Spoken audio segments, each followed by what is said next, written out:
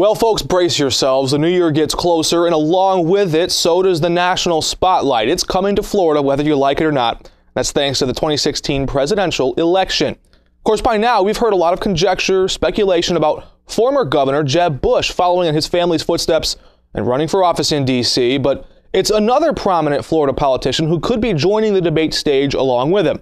That's right, Senator Marco Rubio. The one thing they both have in common with candidates, their ability to draw a strong Latino voter base. They've done that here in South Florida already. That's something the Republican Party will desperately need to pull off the win come in 2 years. And now that so much more attention is on these two local politicians, the Sun Sentinel political column raises the question people are starting to ask around the rest of the country. Can Marco Rubio actually win this thing? Can he represent the GOP by himself and face off against the Democratic candidate in a presidential race? That's quite a big step for his career. Now, Rubio has led the way on immigration reform in Congress. He's spoken up about foreign affairs. He's even one time replied to President Obama's State of the Union address representing the Republican Party. And in this latest development with Cuba, he's also been very vocal. He's taken the stage in a big way. And he's shown he can raise a ton of money. All of those go down in the pro category on him making a run for the White House. But many voters doubt that he has what it takes to be the guy, as they say, for the GOP. And we're already starting to hear whispers he may actually appeal better to voters as a vice president than as the chief executive of the United States. More to come as he makes an announcement in the coming months, as we expect to hear one. And in other news, a last-minute decision. Florida once again turned to a judge and asked for further instructions on same-sex marriage licenses. Attorney General Pam Bondi has time and again repeatedly blocked any attempt for the state to legalize gay marriage, and she's asked for the federal court system to take the lead on this one once again.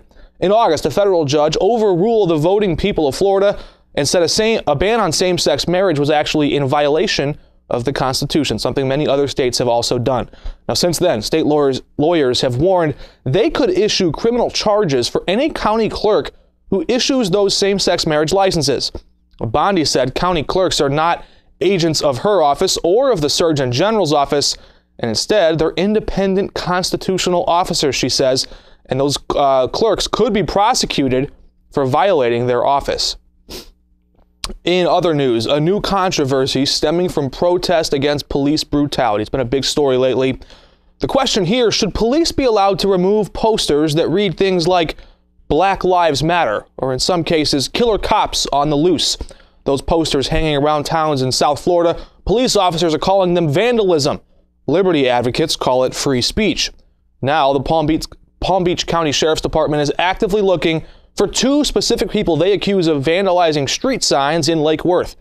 Deputies say they have video footage showing two people hanging these signs that read Black Lives Matter, and now the department says they just want to bring them in and talk to them before they say any further violence could occur. Police spokeswoman Terry Barbera admitted usually hanging signs would not result in vandalism charges, but in this case, she says the suspects used glue to hang their posters, and she says that glue is causing damage to government-owned property. Now, activists from the ACLU say the Sheriff's Department is out of line in this case, abusing their power to target political messages.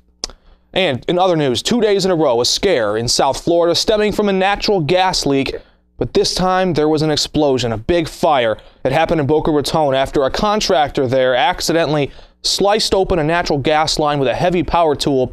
By the time firefighters arrived on the scene, they found 15-foot flames raging at a house inside a gated community at Woodfield Country Club. 2 homes there were actually in danger of being burned to the ground, but within just 2 hours, firefighters were able to get everything under control. Good news there and a fast response. And hey, if you ever wanted to run for public office, now's your chance. 10 different cities in Broward County all open up the official campaign season for several different various positions. Starts this Friday and moves on throughout the rest of January. Fort Lauderdale, the only city with an actual primary voting system in place. The rest all operating under a nonpartisan format. So if you've lived in Florida for some time, you probably know what that means. These February elections, though, could actually decide the winner if one candidate attracts more than 50% of the vote. Most states don't do it that way. If not, the top 2 vote-getters would then run off again in March and oppose one another. Now, cities like Davie, Miramar, and Plantation, they're looking for candidates for mayor, and commission seats are open up in Coconut Creek and several other positions also up for grabs in Deerfield Beach, Hillsborough Beach, Lighthouse Point and Pembroke Park and Sea Ranch Lakes.